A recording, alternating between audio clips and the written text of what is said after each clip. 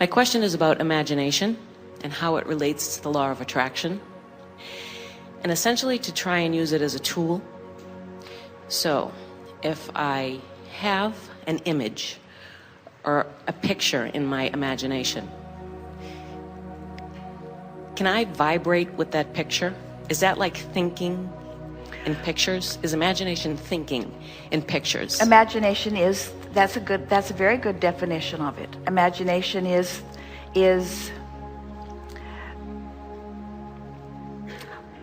let's start another place. What's the difference between living reality and dreaming, like in your dreamscape when you sleep at night? I don't see a difference because I've been in places in my life where I have lived in my imagination, like before I go to sleep. Well, the reason we ask the question, and just as a sort of basis, everyone sort of kind of feel, when you are looking around, here you are in what you call reality. So you're looking around, the room is big, the chandeliers are beautiful, there are cameras around, and there are some big pictures of us, and there is Jerry, and here is a stage of sorts. And so you are interpreting this time-space reality through your physical senses. Mm-hmm. When you sleep at night and your eyes are closed, you are still interpreting a vibration and translating it into a form of reality. And we just want you to take it a step further and realize that anything that you are seeing in your mind's eye is an interpreting of vibration. But we want to put it into the category of interpreting vibration, and we want to say that whether you are interpreting what you call reality, or whether you are interpreting what we are calling dreamscape reality, or whether you are interpreting what you are calling imagination, it is still interpreting. So now let's use the word interpreting and creating simultaneously, or to mean the same thing. Now, many people would say, no, Abraham, there's a distinction between my imagination, especially if I'm imagining what I want, while I might be observing what I don't want. And we say, but it's still interpreting. Your observation of everything is based upon your vibrational stance, which causes the platform from which you see it. We just sort of want to get that out there. No two people are interpreting any reality in exactly the same way. You have similarities. That's why there's this platform that we are acknowledging is your reality. But if we could get over the hump of reality being so real, and we could call it all just vibrating or interpreting, then there wouldn't be such a big jump for people. They would be able to more easily expect things that they are imagining to become reality more quickly. We've been talking about getting into the vortex and doing all of your affirming from inside the vortex. And by affirming, we usually mean verbally making statements of what you choose to live, affirming it as you want it to be. But there are a lot of people affirming a lot as they don't want it to be, as they're talking about it, because anytime you're talking, you are affirming, you're making it firmer, you're making it more a vibrational pattern. So we would like to take what you're talking about into a little further advantage to all of you by acknowledging that imagination is visual affirming. Yes. Visual affirming. So now the question is, am I doing my imagining, my visual affirming, my practicing of my vibration from inside or outside the vortex? Am I practicing am I expecting another bad breakfast? It's imagination. It's using imagination.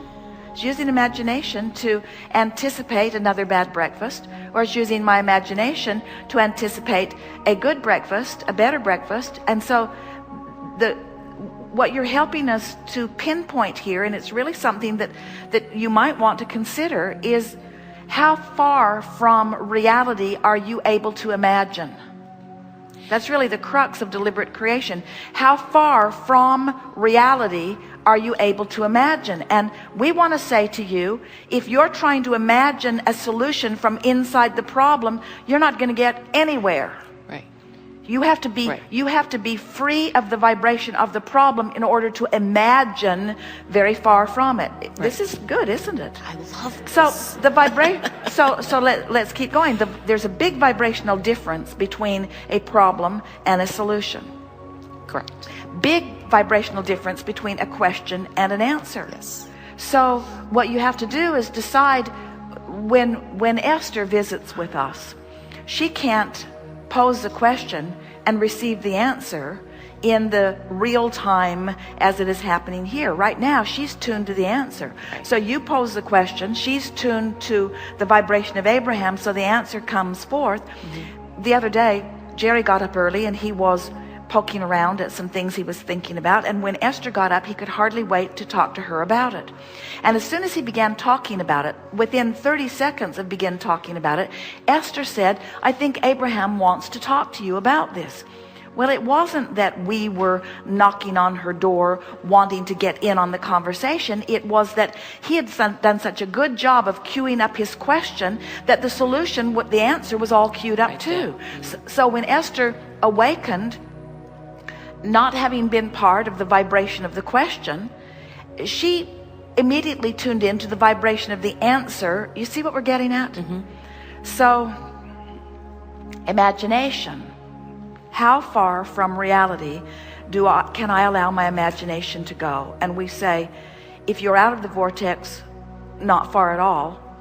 In fact, not anywhere. Mm-hmm. But if you are in the vortex, then your imagination can explore all of the details of everything that you put there incrementally.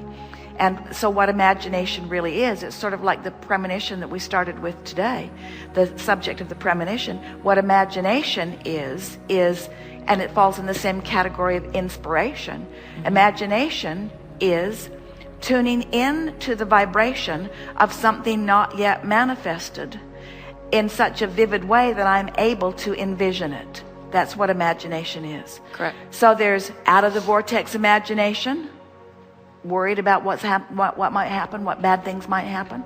Or there's inside the vortex imagination. Mm-hmm. Imagery, translation, pre-manifestation translation. So what's reality?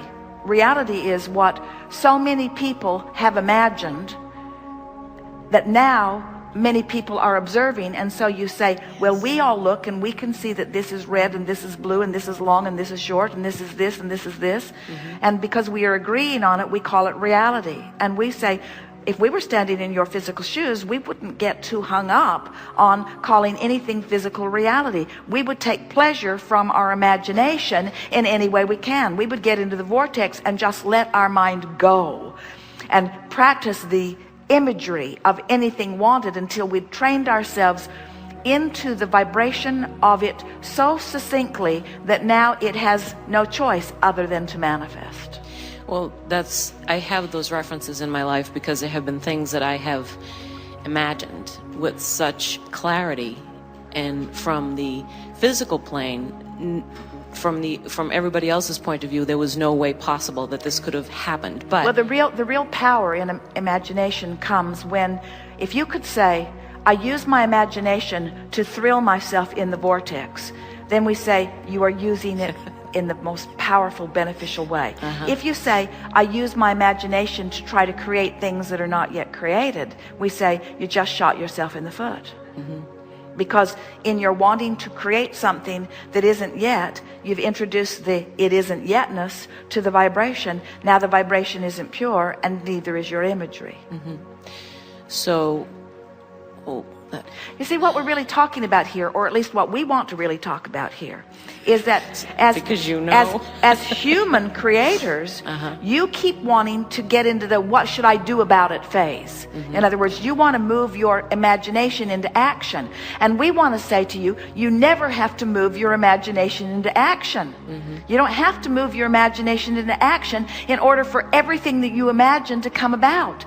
It's just fun to act in harmony with imagination. It's really fun to get your action in on it. But imagination, it is the imagery, it is the vibration that accomplishes your point of attraction, which causes the creation of it. Consistent imagery that doesn't defy itself. You know why things don't happen for a lot of people? They want it, but they want it, but they want it, but they don't have it. They want it, but they don't have it. They imagine having it, but they notice not having it. They imagine having it, but they notice not having it. So they never get pure enough in their vibration of what they want for the universal forces to actualize around it. You got to have clean, pure, non-diluted, non-resisted imagination in order for it to manifest.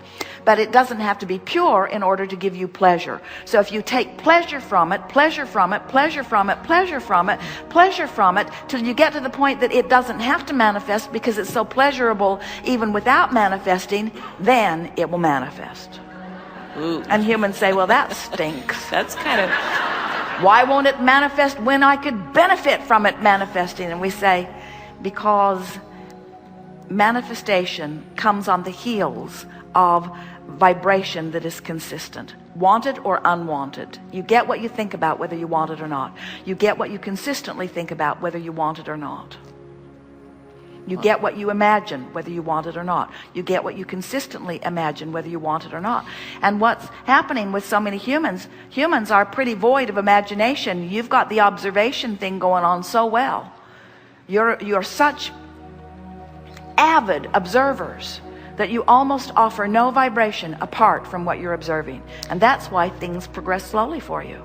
Well, that in part is a challenge for me. I consider myself fairly imaginative, and yet the piece that I need to refine is staying more committed to the picture in my imagination, or the vibration. Not really. No. What you want to do, what you want to be more committed to, is the feeling of the imagination, not the picture. Okay. In other words, because imagination is like reading a book. Imagination, you can focus on wanted and unwanted. Imagination is just getting. In other words, were your kids ever late coming home, and then you imagined them in a ditch under a car, rolled over with water running through their windows? In other words, goes in a bad place.